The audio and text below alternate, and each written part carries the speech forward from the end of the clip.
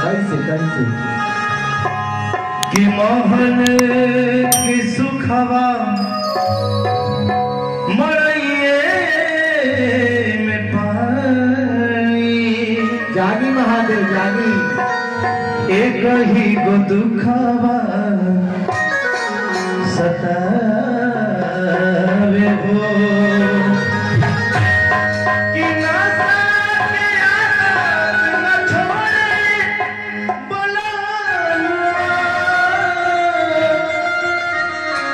हर रतियों में अचके जगावे हर रतियों में अचके जगावे हो ना बसुताल के सुख कही के तान बदुख जिलम हम के जगह में चढ़ावेल सखी सैया कमर में कटम